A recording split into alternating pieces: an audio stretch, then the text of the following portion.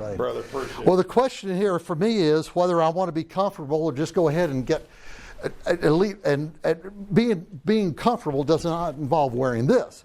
But if I take it off, then suddenly that's showing. So just put up with it, folks. I've got a few pounds I'm going to be dropping here, I hope, in the next few weeks or months. I looked at the scale yesterday morning. I already knew this, but I looked at the scale and it scared the patootie out of me. And I thought, nuts, I've got to drop some weight. So anyways, before I left yesterday, I said, Bonnie, what do you think? You think I ought to pull my shirt tail out? And she said, no, tuck it in. They're going to see it anyways. So so here we are this way. I'm going to pull the door closed. Oh, thank you, Titus. That introduction, let me explain that because that was embarrassing.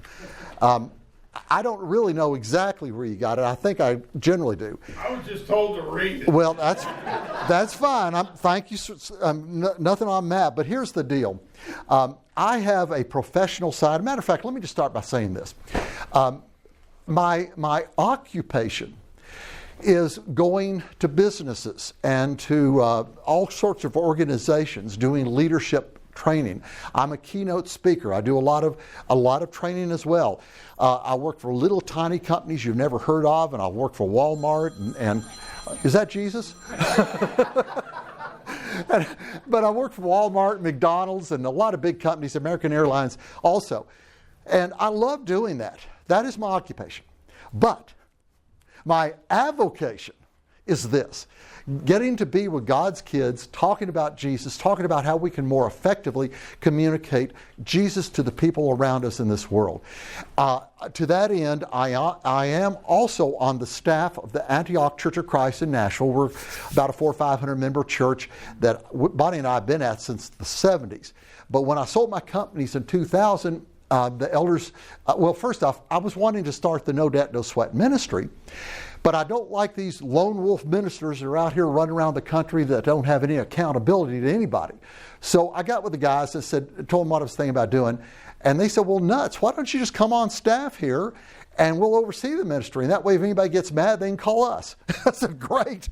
So thankfully, we've been to about 600 or 800 churches at this point, and I haven't had any calls, but that's kind of the way I run my life. So if some of the things I talk about this morning seem a little bit more business slanted than what you were expecting, that's the reason for it, and that's where it's sort of coming from. Also, and I'll go ahead and get into this, also, as we talk about these 16 leadership concepts that I want to share with you this morning, I'm going to invite you, please, to take notes. I see a bunch of you already have pads, and I'm so thankful. But if you don't have a pad handy, let me just show you the best way to take notes is with this little sucker right here. Shoot pictures. I have no editorial pride about this. You're most welcome to shoot anything I put up here.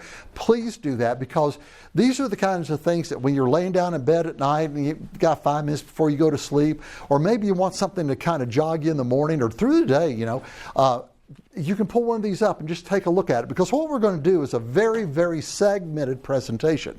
And some of you will be sitting here thinking, come on in here. You're not late. Some of you will be, is it locked? Let the man in. Bring it in the sheaves. He didn't pay. What? He didn't pay. Well, did he not? Okay, there's some question up here. Did you pay for your ticket? It went on past. That's fine. So sort of to hop back into this thing, what I want to do this morning, I want to share with you 16 concepts that many of which I teach in the business world, but that are so unbelievably apropos for Christians. Here's the dilemma that I've seen over and over through the years. I've seen so many times when companies, organizations spend big dollars, I mean sometimes millions of dollars, in the course of a year training their people in leadership skills and how to communicate better and how to be more persuasive and a lot of other things. But we in the church do precious little of that. We have the data, but we don't know how to deliver it sometimes. Some of you may remember Ira North. He was one of my mentors. And Ira used to tell me, he said, Steve, we know what we need to teach, but we need to learn better how to teach it. We need to learn better how to communicate it. So that's sort of how we're going to step into it, because today's mission, simply put, I want to send every one of you out of here with fresh horses for the journey that lies ahead. That's what I want to have happen. I want you to feel better when you go out of here, more secure, more encouraged, more focused, more just deliberately wanting to share Jesus with other people. So this is not going to be a Bible class. And by the way, if anybody is in here expecting this to be a Bible study per se, it's not going to be. And if you'd like to go to another class, it's certainly not too late. You won't hurt my feelings, because I don't want to I don't want to do anything that gets people to come and they don't understand what it's about. This is where I'm not teaching the Bible per se, but instead what we're really looking at is how to apply the Bible and how to share it with people in a more appropriate way in this very me-centered culture, because God speaks to us in all times and in all sorts of ways through the years. So one of a couple passages I want us just to kind of jump off the front end of this thing with is this simple one from Jesus. Jesus told his apostles, his own disciples, and this I think also applies to us. He said, I'm sending you out like sheep among wolves. Therefore, be as shrewd as snakes and as innocent as doves. That is my goal. I hate to see dumb Christians. I hate to see Christians that know what the Word says, but they do not know how to maneuver in the culture that we're living in. And that's what I spend a lot of my time helping Christians do. Yeah, I go to churches and I do the No Debt, No Sweat Christian Money Management Seminar that we've done hundreds and hundreds of times at churches. I love doing that. But I also spend a lot of my time going to churches doing what we call the Leadership Summit. And this is not part of that, but it's and I'll tell you more about that maybe later. But this is what I'm really intent on these days, is helping God's kids do a better job with God's Word. Also, Paul makes this comment, and I like this. He says, for we do not proclaim ourselves. That's important. I'm tired of TV preachers. I'm tired of all the show business that goes on in the pulpit. I understand we have to do some things to get people's attention, and there's nothing necessarily wrong with that. But when it becomes a performance, I don't think that's what God wants. For we do not proclaim ourselves, but we proclaim Jesus Christ as Lord, and ourselves as your slaves for Jesus' sake. Okay? Can we get good? Thank you. That's the foundation of all this. So here we go. We're going to kind of step off the deep end of the pool. And by the way, let me show you, everybody, I've got this thing, okay? I was downstairs a while ago when he told everybody to wear these for safety's sake. Okay? I'm not wearing mine right now because I hate to wear it, and I hate especially to wear it when I'm up speaking, because the thing's going like this all the time, and it kind of hypnotizes me. So I don't want to do that. So anyways, we're going to step into this first of 16 thoughts I want to share with you in the next couple of hours. Number one, top of the list, leading off the hit parade, is simply this. We need to understand the three things that every human wants. There are three things out there. And if we begin to put these together in our brain, if every time we're stepping up to a new person, we're kind of running these three through our brain, we're going to have better relationships, people are going to like us better, and they're going to be much more apt to listen to what we have to share with them. Some of you may recognize this guy. Does anybody know who this is? That's Zig Ziglar. He was one of the best training speakers that probably ever lived. I worked directly with Zig a little bit, and I worked indirectly with him on several other projects over the years. This man was the real deal, and I saw him grow up. In the 70s, he was speaking to sales groups primarily about how to sell. He always did it with a lot of culture, a high view for honesty. I think he did it the right way.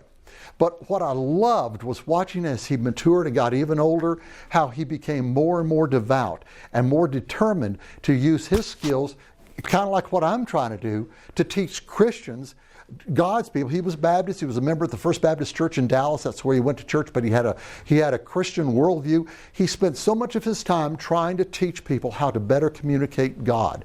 And he said this many times over and over again, and I think it's so true. He said, you got to understand that you can have all you want in life if you will simply first help enough other people get what they want. I'll let that sink in. We can have all we want in our lives if we look at the other person first and we make sure that what we're delivering is what they need. There are three things, as I said, that everyone in this room really wants. Number one, we need appreciation. Number two, we need respect. And number three, we need love. Those are the three things that everybody in this room really does need. And when we understand that, then we're going to be a lot more effective in our ministry. I want to lead you to the second concept. And by the way, you'll notice that I'm just going to kind of go down the checklist here. I'm sharing all 16 of these concepts, not expecting anybody in this room to necessarily kind of go into any one of them particularly. I just hope that everyone in this room will take 3 or 4 of them away with you and say, there's something that I can use in my life. If you can find 2 or 3 or 4, maybe 5 or 6 even, concepts among these 16 that you think are beneficial, that can help you, then we've had a really successful morning here. So here's the second one that I really want to communicate, and that is that if we're going to lead properly, we need to learn how other people tick. We absolutely need to. Here's the dilemma. Most of us spend most of our time communicating in ways that isn't communicating. We're talking to other people, but we're talking to them on our level, based on our experiences, based on our biases, preferences, and so forth, when in fact we really need to be talking to them based on where they're at. So it behooves us, first off, to get to know that other person as much as we can. That means we need to ask a lot more questions than we attempt to answer. I mean, I know how it feels. It's the way it is with salespeople. And on another related point, let me just say this. I'm not in any way trying to demean the gospel of Christ here when I say this. But you got to remember that if you're a Christian, you are selling the most important product that has ever existed. Correct. Okay? And I kind of hesitate to use terminology like that because sales itself has come into disrespect over the generations, and I think in many cases with good reason. We did a book, the Green Book back there, that is designed to teach people how to sell and communicate and how to persuade on an ethical level. But salesmanship has kind of gotten a bad rap, and it deserves a lot of it. But nonetheless, everything that happens, those trucks down there loaded up with stuff, they don't roll until somebody has sold something. Yes. Nothing happens until something gets sold, right? And the same is true for us. Nothing happens in the kingdom until we sell, communicate, and here's the word I really like, persuade other people to have a trust and a faith in Christ.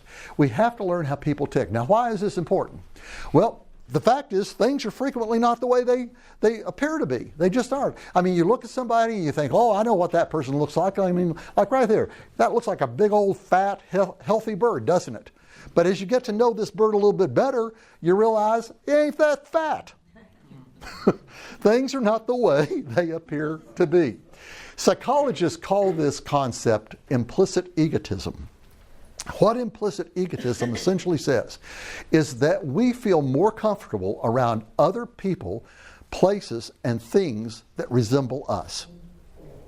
And this, by the way, answers the big question. Is everything that's called racist and bigotry, is all of that really racist and bigotry? No.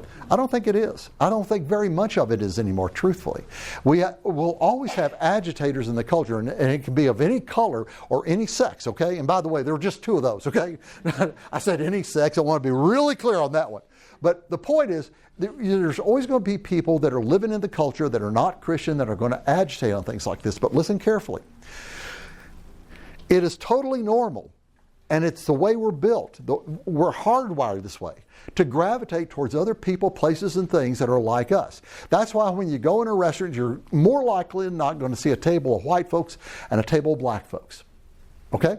And by the way, as Christians, we ought to be people who kind of break those walls down and become more inclusive. And I don't like that word the way it's being used these days, but in a spiritual sense, we have to be inclusive. We should be, okay? There's everything right about that.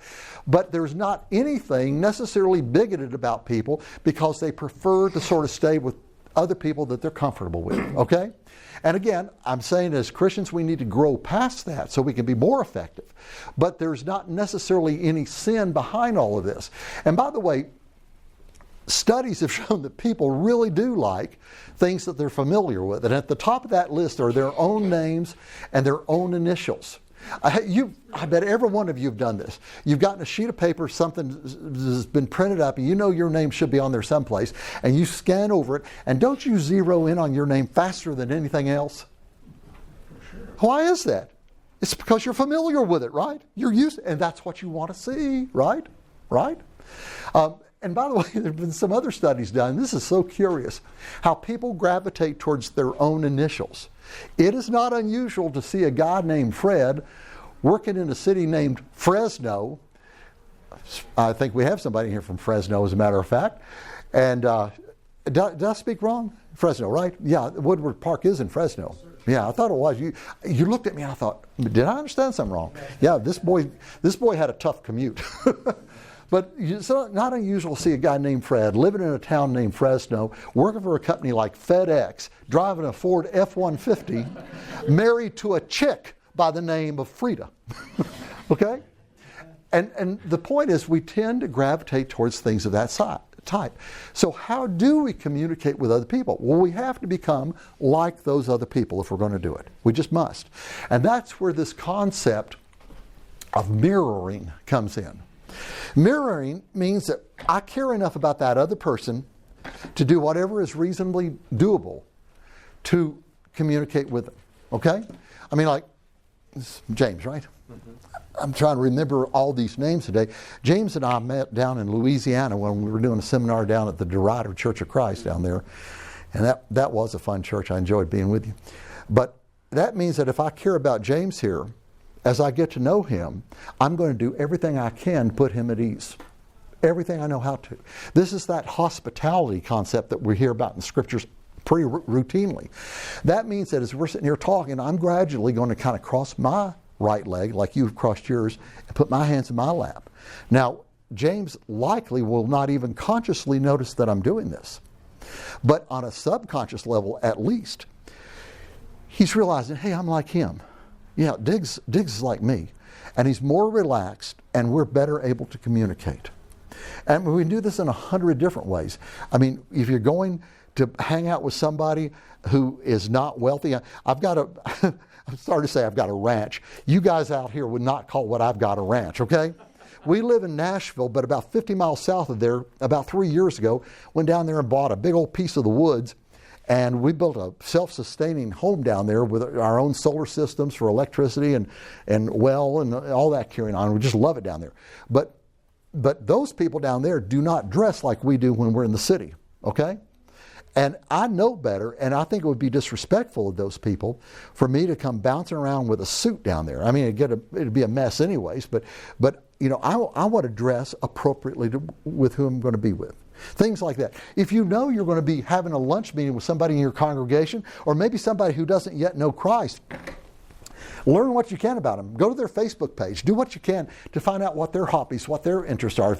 If they're big fans of the Steelers, then, and I don't know why anybody would be, but if they're big fans of the Steelers, well then great. Learn a little bit about the Steelers and be able to communicate at least a little bit. This is so important, and this is the kind of thing that thoughtful salespeople do routinely.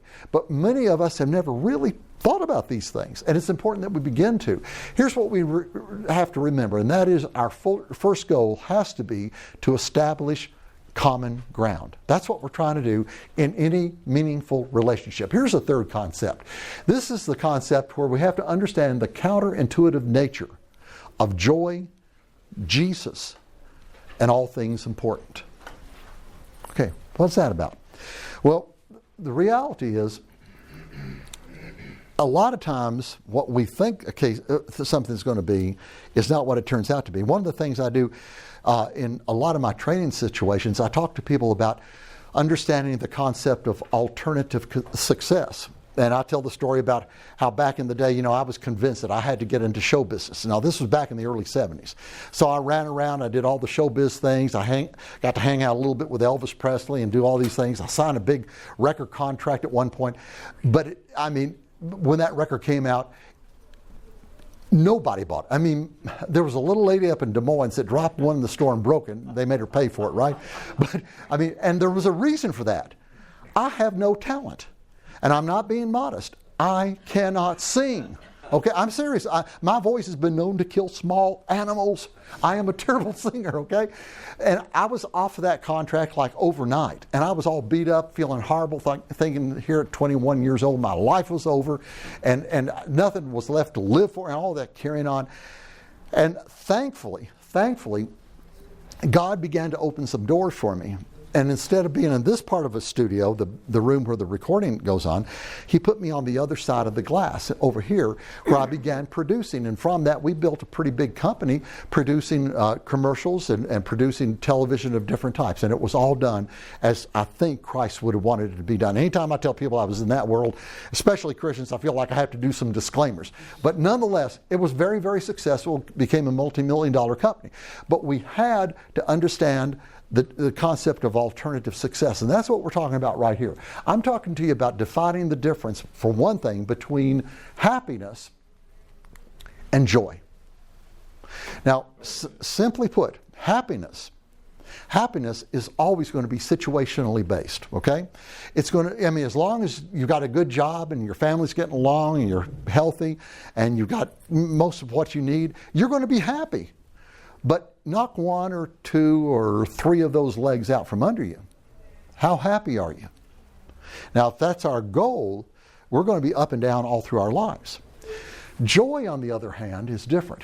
It's based on attitude and relationships. That's where our joy comes from.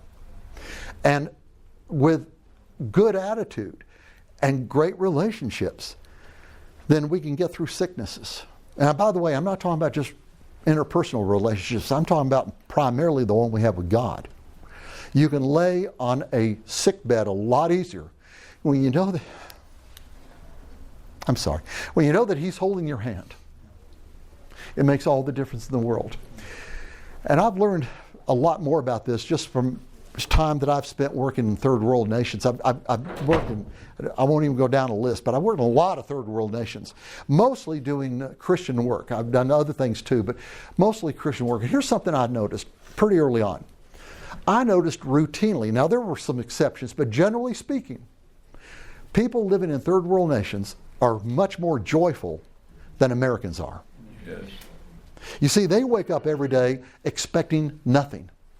Whatever happens isn't going to be worse than what they were thinking it could be. We in America, we wake up every single morning expecting everything to be perfect, and we're just angry as we can be if that guy at the red light doesn't get moving when it changes. That's the difference in happiness and joy. And understanding that brings us a long ways. In Nehemiah, there's an interesting comment made that we've all heard.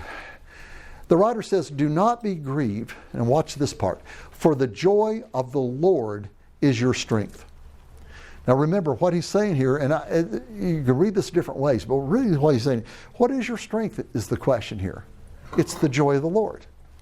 So if you're a strong person, if you're joyful, and the only way ultimately to really be joyful is to be in the Lord. That is your strength. And with that, you can withstand just about anything that comes down the pike. Dr. Kent Keith wrote a book called The Paradoxical Commandments, and I really like this. He lays out 10 commandments that I just think are superb. Number one, he says, people are illogical, unreasonable, and self-centered. Love them anyway. Next, if you do good, people will accuse you of selfish, ulterior motives. Do good anyway. If you're successful, you will win false friends and true enemies. Isn't that the truth? Succeed anyway. The good you do today will be forgotten tomorrow. But hey, do good anyway. Honesty and frankness make you vulnerable. Be honest and be frank anyway. The biggest men and women with the biggest ideas can be shot down by the smallest men and women with the smallest minds. Think big anyway. People favor underdogs, but they follow only the top dogs. Fight for a few underdogs anyway. What you spend years building may be destroyed overnight. Think California. Build anyway. People really need help, but may attack you if you do help them. Help people anyway. And lastly, give the world the best you have, and you'll get kicked in the teeth. But give the world the best you have anyway. Amen. You see, this is that counterintuitive stuff about Jesus. This is how Christians should tick. And this is a message that the people in the world don't understand, but as we gradually bring them closer to understanding this, they're going to see something that they've never seen, understood, or even conceived of in the past. But among you it will be different. Whoever wants to be a leader among you must be your servant. This is Jesus speaking. See, here's the deal. The counterintuitive nature of Jesus was just all over the place. Jesus was telling us, if you want to become a leader, then first be a servant. If you want more, first give to others. And if you want to become great, then you need to become the least. It's so backwards. And this is only something a person can hear when they begin to understand who Christ is and what the nature of Christ is. By the way, let me give you a real quick prescription for finding joy, okay?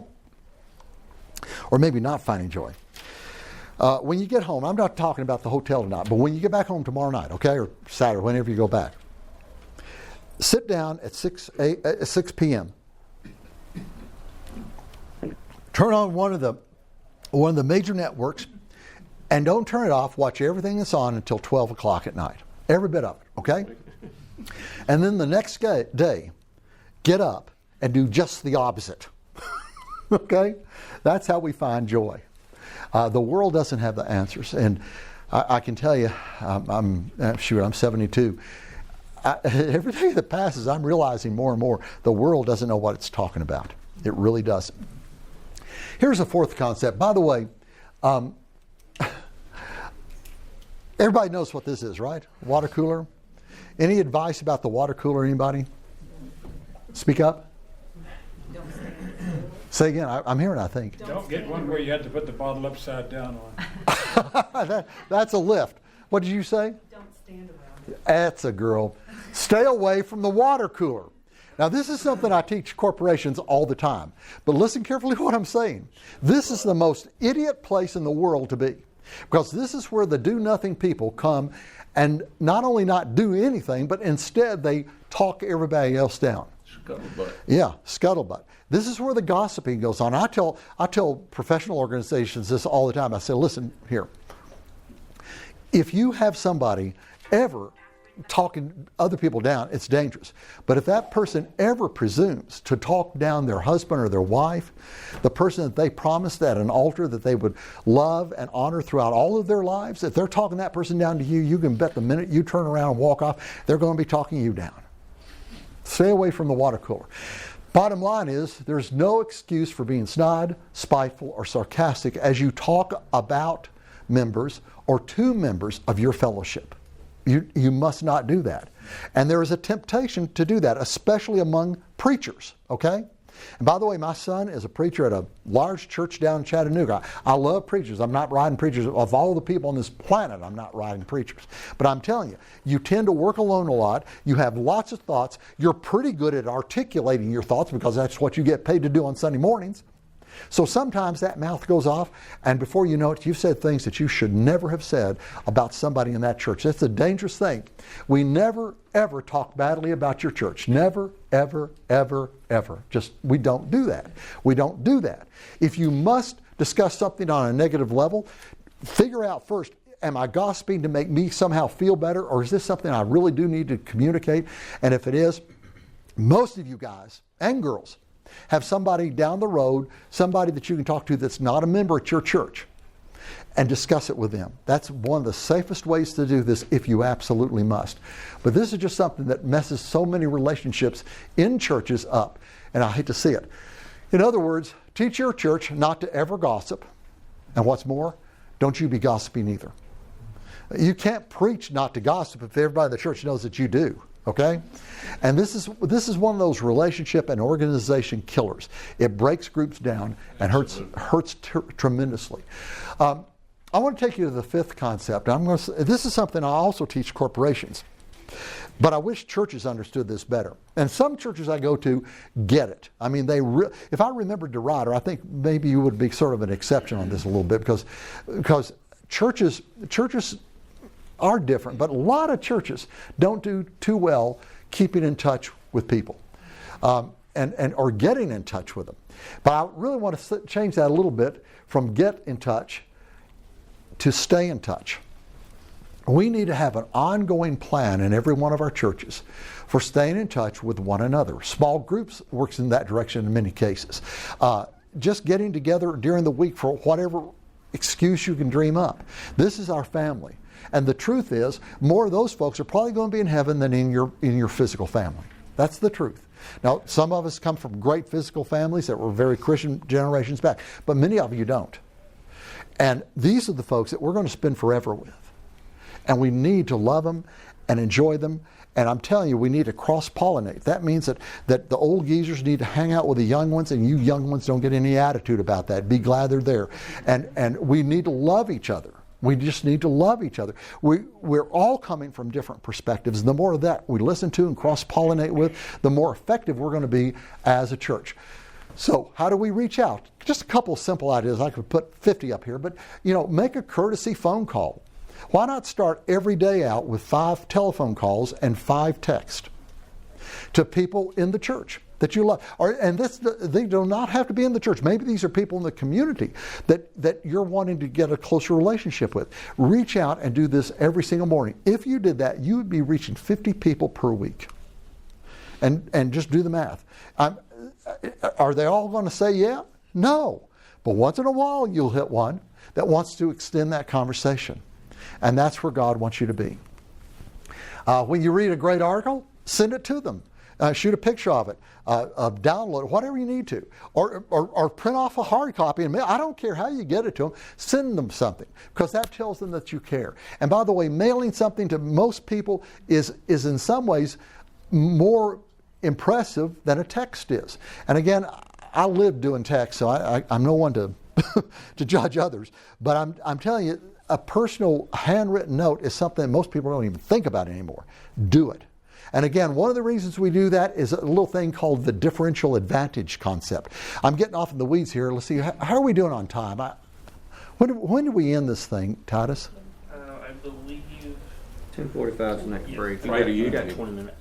Oh, I've got until 10:45? Yeah, 10:18 right now. Oh, I thought I had to end at the bottom of the hour. Well, you know something? I would have not been running at 700 words a minute. Okay? I can slow this down a little bit. Oh, that's great. Well, we might have a Q&A here at the end of this. Oh, that is so nice. I even lost what I was going to say here. Yeah, but send people something. Oh, the differential advantage. Okay, yeah. One of the good reasons to do this is it will distinguish you from everybody else out there, okay? And they will be more focused on you and what you think and how you feel and what you want to share with them and so forth. In advertising, we call it a differential advantage. Also, another thing I did for about 25 years is I ran an ad agency. It grew to be one of the bigger ones in the South. And again, we were run by Christians, and we did the best we knew how to do it for Christ, okay? But one of the things I used to talk to my clients about is determining what our differential advantage was. In other words, what is it about your product that is different but is also advantageous over your competitors? And if you don't have a difference that's better than your competitors, then don't advertise. Go out of business or change things. You got to do that, okay? Well, that's the same thing here. You need to, if you do things like this, if you send notes, if you send texts on a routine basis, you're going to be different than 99% of the folks out here. And you're going to, the thing that's advantageous, the big benefit, is you're going to be bringing blessings into other people's lives in the process. This is one of the most essential things there is. And I'll bet if we ask for a show of hands, which I wouldn't, and also assuming you're telling me the truth, I bet there wouldn't be very many of you that would raise your hand right now and say that you're doing something like this on a daily basis. And neither am I sometimes, okay? I come and go on it. But the more we do, the better we're going to be off. Send people things, personal things, like if you find, ladies, if you find a cool recipe, or guys, if you find a recipe that you really like, make copies and send it to some of these friends, or text, email, I don't care how you get it to them, but let them know that this is something personal that you thought they might like. When you go on a vacation, send photographs to your friends. Electronically, it's great. But here's something else. Think about getting some hard copies printed off down at Walgreens and mail a couple of copies when you get back to some of the people around that might enjoy them. This will speak so highly and bring so much blessing in your relationships. It's a critical thing Makes a big difference. Having a prior relationship helps other people assume the best of one another. And that's important. When you have to have that hard conversation, and Dave and I are here together, and Dave, are you a preacher? Okay. And I'm a member of your congregation, okay? And you've called me and said, Steve, I'd like to get together and chat. Can we do so? Now, Dave, if you've built a relationship with me doing things like this, and you're going to have to lay into me a little bit today because of a sin that you've seen in my life, what do you think I'm going to be? Do you think I'm going to be a little bit more able to accept what you're saying? If I say it right. If you say it, and if you built a relationship with me? Sure. See, sometimes we have these things going on in a church. We got a teenage girl that's always dressing immodestly. We've got this happening or that happening, and nobody really wants to deal with it.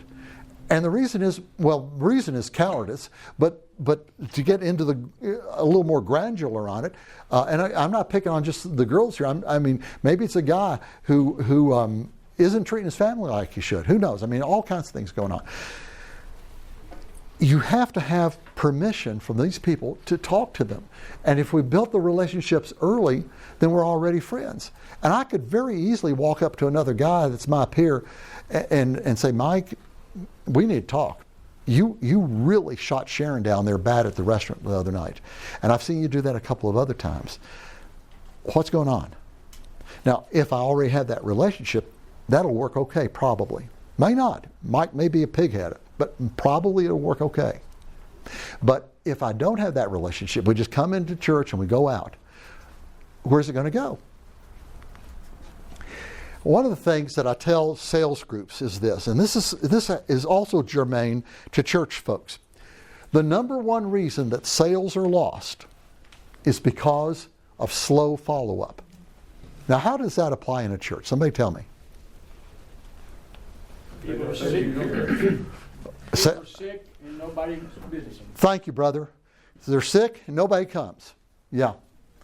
And by the way, the more needy a person is, the more they're going to expect this kind of thing. We have situations like that at Antioch. One woman in particular, and we're having to work with her son because it's too much about me. And there comes that time in the conversation when you have to say, listen, we all stump our toes. It's really probably not something for this week's bulletin, okay? But on the other side, you know, if somebody's sick in the hospital or even sick and laid up at home, why aren't we going to see them? How else would this play out in a church? Somebody tell me. Visitors who come if nobody ever. Thank you, sweet sister. That is exactly right.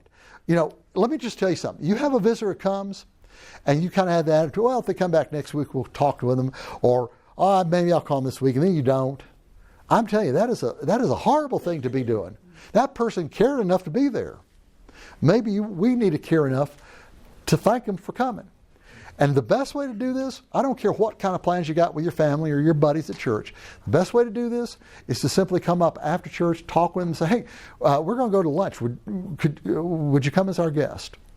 And take them to lunch. And if it costs a little bit of money, then don't buy those overpriced cups of coffee this week. You know, do what you have to do to kind of build a relationship. Don't let them get out of the building until you've reached out to them. And then sometime through the week, send them a little text or a note saying, hey, enjoyed having lunch. Look forward to seeing you next Sunday. That's the way you build a church. It doesn't take rocket science. It doesn't take big, expensive programs. One time, I can still remember this about, 20 years or so ago, at Antioch, we realized that we had way too many programs. I think it seemed like we had like 70 different programs we were doing. And we looked at that and realized for the number of people we have and the amount of money, and we actually went through and we accounted for everybody in the church and in the group staff and leaders.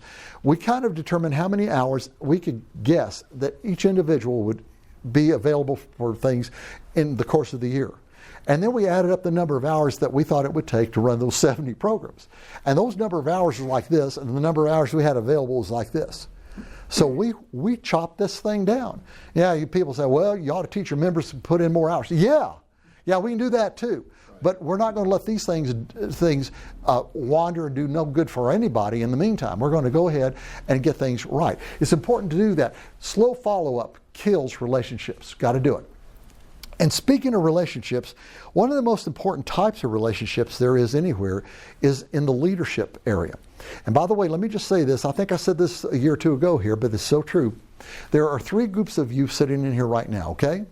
There are those of you in here who are leaders. You know you're leaders. You enjoy being leaders, and you do it well. Then there are those of you that I call the timid leaders. You don't even think of yourself as a leader, but everybody around you does. People come to you for advice, for your input. They want to be with you, whether these are members of your family, your children, people you work with, whatever, go to school with, doesn't matter. You are a leader. And then there's that third group who have yet to step up to the bar. I call these the leaders in waiting. And these are the people who really need to get energized and understand that we cannot hold ownership in something that we don't feel a leadership role with. And I want to be an owner when it comes to the church that I'm involved in. Okay? So I want to be a leader. First two that you said. The power, I call them the powerful leader, the timid leader, and the leaders in waiting. Thank you. I didn't say powerful leader though. So anyways, with that said, I want to talk to you about the 2 broad categories of leadership. And by the way, there are books on top of books on top of books on top of books and everything else. Enough to fill this room several times over, books on leadership. And it seems like every author wants to come out with his own model and his own list of types of leaders. Well, I'm going to just break this down. I'm tired of complicating crowbars. So I'm just going to lay it out to you. There are 2 types of leaders. How many types? 2 types. No ifs, ands, or buts. There may be a lot of little categories out there that fall under these, but there are 2 types of leaders. What are they? Well, first off, there is the power-driven leadership model. And this is the kind of leader that leads by bondage versus loyalty. Back in the old days, this would have been a slave owner with slaves. He was a leader, I guess, of sorts, but it was under bondage. Today we see similar things in business situations where there's some person running a company that feels like everybody there is there to serve them, and they have no respect for their people. That's wrong. That's not the way Christ would have us do it at all. That is power-driven leadership. A good example, of course, goes back to the Christmas Carol. Do you remember Bob Cratchit? From the Christmas Carol, this old boy right here, that's Scrooge, okay? You remember Scrooge, right? And Bob Cratchit worked for Scrooge. Now, Scrooge had Bob Cratchit in the office working right up to the day before Christmas. Now, was Bob Cratchit in there working just because he loved Mr. Scrooge? Why was he working? What? Speak up. For his family. For his family. And it certainly didn't have anything to do with him loving this old bird right here, right? He was doing it because he was scared not to. He was afraid he'd be booted out if he didn't work that time for Mr. Scrooge. Now that is power-driven leadership, and I'm telling you, and I hope I don't have to say this to anybody, that is not of God. That is the antithesis of what God calls us to. Now the other kind of leadership is what God calls us to, I believe. This is known as mentoring. We've all talked about mentoring. I want to talk to you a little further about it. Mentoring is a type of leadership that leads with the heart. This is where the leader has a true heart for what's going on. I'm not talking about someone who's soft and mamby-pamby and kind of flexes and blows apart with every kind of wind that comes. I'm talking about a strong leader, but a person who cares for those that he leads. It is a special type of leadership that comes up along the people that this individual is leading and shows them how to do things, but never ever shoves them. That's the big difference. You show, but you never shove. And by the way, do you remember somebody about 2,000 years ago that was really good at this? Who was that? Jesus. That was his whole paradigm for leadership. He was a mentor. Can you imagine all the days late in the afternoon when the sun was going down, the guys had been in town maybe, and Jesus had been preaching and or maybe healing, whatever he was doing that day with his fellows, and later in the day they went down a road to find a place to sleep at night. They're sitting down under a little tree. How many of you have been into the Holy Lands? Some of them? Okay. I've been there a number of times. And I'm telling you, one thing you don't find a lot of is shade, okay? It is barren. But they find a little tree that gives them a little bit of shade, and they're all sitting there. And I can just see Jesus kind of kicking back, and they're laughing, telling jokes. And Jesus said, by the way, in the synagogue this afternoon, when that man came up and he said this and I said this, what did you think about that? I mean, that is the way leadership happens. And that is our Jesus. We can't improve on what he did. And again, all these books, especially written by secular people who just eventually, finally, somehow come around to thinking that way. But it's just that it's the basis of all that we believe and teach ourselves. I love what John Quincy Adams said. He said, if your actions inspire others to dream more, learn more, do more, and become more, then you, my friend, are a leader. I have a funny feeling that if old John Quincy was living today, he might say that just a little differently. He might say, if your actions inspire others to dream more, learn more, do more, and become more, then you, my friend, are a mentor. That's what it is.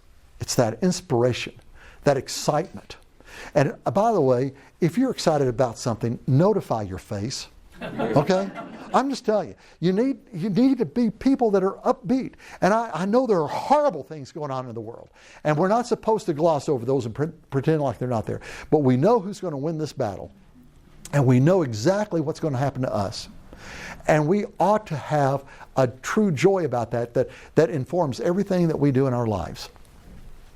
So I want to wrap this part up with one last thing. I want to tell you about the most famous person that you've never heard of. Okay? And by the way, this is his picture. His name was David Dortort. Does anybody recognize that name? David was born in 1912 up in upstate New York. He was the only child in the family. His dad owned a little candy shop. The economy wasn't good. The shop closed. And after that, the Dortort family spent most of its time traveling around trying to find work. David was by himself a lot of time. No brothers, no sisters, always moving.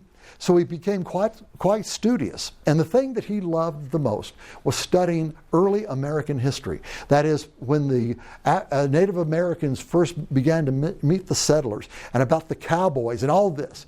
And it was little wonder that by the time he was in his adult years, he was actively living in Los Angeles, writing scripts for Hollywood Westerns. Matter of fact, he produced several very, very successful Westerns.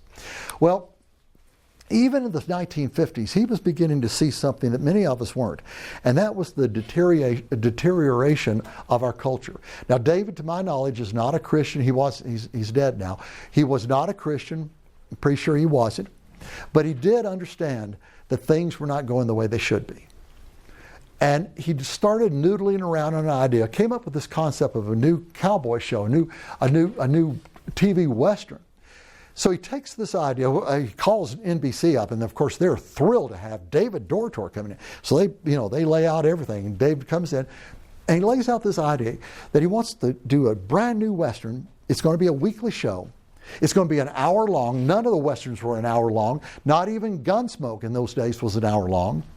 And all of the other Westerns, unlike what David wanted to do, were in black and white. David told him, I want to shoot this in color. And what's more, I don't want to do it all here in the studio at Paramount. I want to go up into the high Sierras and shoot a lot of it up there. Well, the guys looked at each other and said, Dave, we love you, buddy, but we can't afford that. David went back home and continued noodling. And finally he calls him one day. He says, can we have another meeting? So they get together, they have this meeting. And in this meeting, David simply walks in, sits down and says, fellas, what if I will personally put up some of my own money to make this thing happen? They ran the numbers and they said, David, you got a deal. And with that was born a brand new type of television show.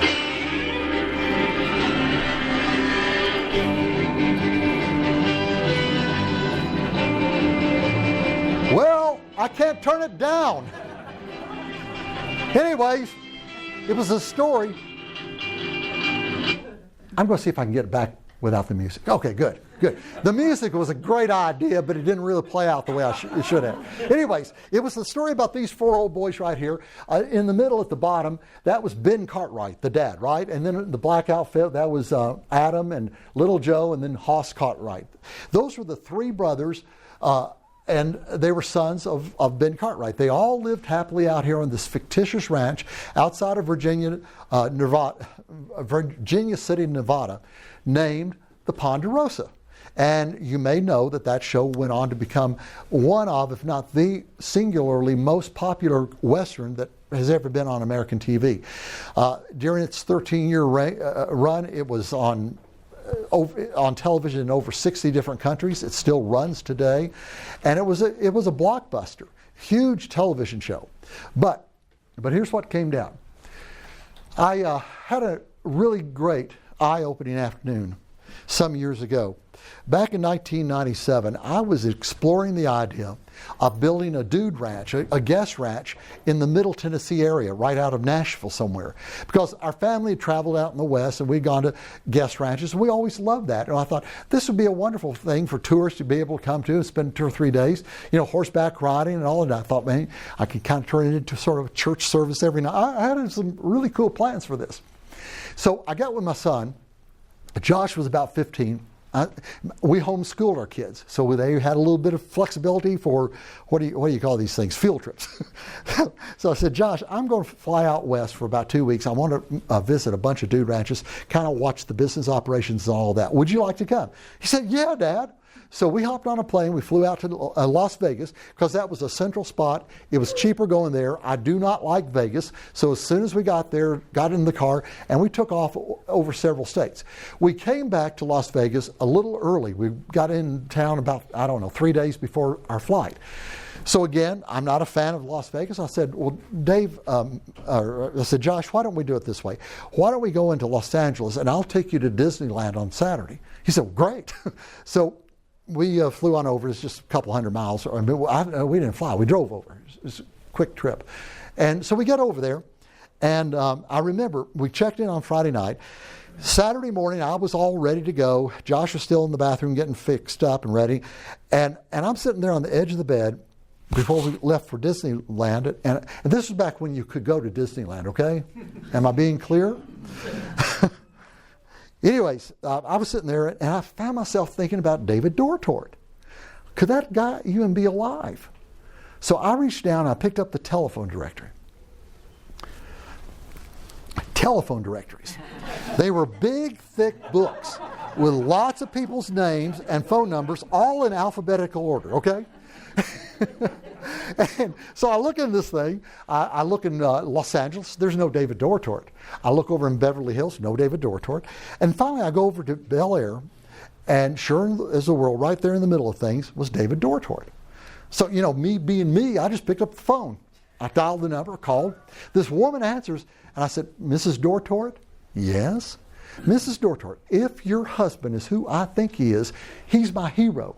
Did your husband create a television show in the 1950s called Bonanza?" She said, "Well, yes, he did. Would you like to speak with him?" Yes. I mean, a half a minute later, Dave Dortort was over here on the phone with me, and we were talking. We hit it off like gangbusters. He said, "Well, Steve, why don't you come over to the house? We'll sit around and talk." I said, "Mr. Dortort," I said, "I'd love to, but my son's with me. I promised to take him to Disneyland today." He said, "What are you doing tomorrow?" I said, "Well, we're going to go to church up in Van Nuys." He said, "Well, cool. Cut down the 405, cut over on Sunset, and I'll be waiting for you." Well, we come to this mansion of his after church, and he showed us in. He had a 2-story library in this place where he had written episodes of Perry Mason and everything you'd think of, but where he'd done a lot of his work. And this is the way it looked that afternoon. This was in October of 1997, and that's Mr. Dortort on the right. Just to be clear here. And we had a fabulous afternoon. He regaled us with all kinds of stories about everything about Bonanza. It was wonderful. But one of the things that I learned from him that day was this. I wanted to know why he'd done this. He felt like it was time to begin to mentor a nation, to use his art, his skill, to do that very thing. Just Christians like we should be doing with whatever gifts God has given us. The same thing about reaching out for Christ. He wanted to redefine the American cowboy. He felt guilty because he'd been party to some of these movies, making the cowboys look like a bunch of killers and all. And some of them were. But a lot of these were good family people who were coming out to find a new life. Many of them were actually coming out as Christians, starting churches and all kinds of stuff that we never heard about before on most of the movies. And during the course of that show, he tackled some really tough issues, from prejudice to mercy killing and so forth. And again, the man was not a Christian. But the way he treated these issues was something I think all of us would have been proud to see. And again, I don't agree with everything that was on every episode at all. But that was, generally speaking, a TV program that had a high view of God. And it played that out. And it, like I said, was a terribly successful show. You see, David Dortort understood that he had a gift, and each of you have a gift, that he wanted to share for the good. We want to share ours for the good, which is the ultimate good, and that's Jesus. David Dortort said this. He said, on each TV show, we try to teach something about human values like faith and hope. Ben Cartwright is a strong, understanding man of wide experience who inspires the warm, vibrant relationships that should exist in a good family. He has authority and wisdom, and we make no apology for that. Raise your hand if you can think of another Hollywood producer today that would say that. Yeah. That's what it was about. Now we're going to take a little bit of a break. Let me just share something with you here, if I may. I'm going to just tell you this. I would like to be invited to any of your churches to share some of the things that we do with churches.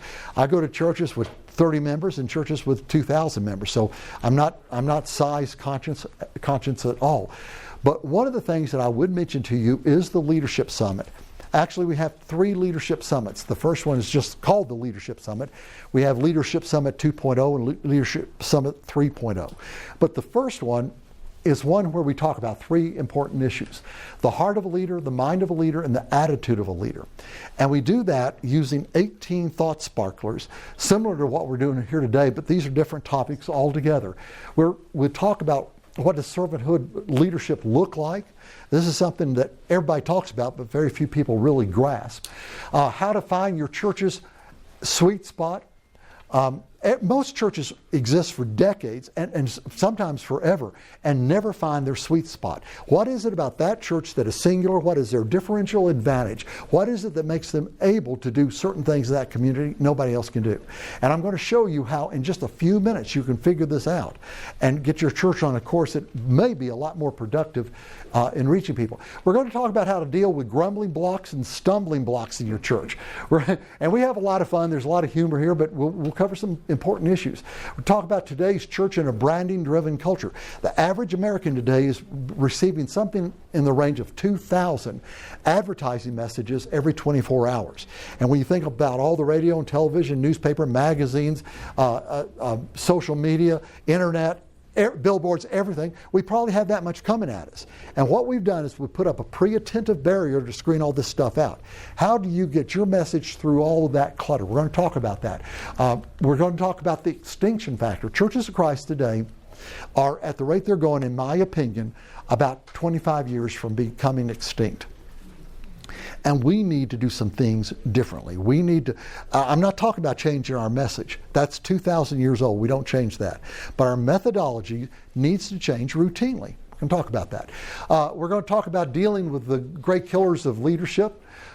These are 2 things that most people don't think about, but they make a big difference. I want to talk to you about the why factor. This is the difference between growing churches and shrinking churches. This is many people's favorite part of it. Talk to you about leaders, why leaders and churches plateau and how to beat that. And also I want to talk to you about the system concept. I'm going to share several systems that successful churches tend to employ. And also I want to talk to you about the 9 signs of a healthy church. That is not nearly all of it, but those are several of the topics that we get into.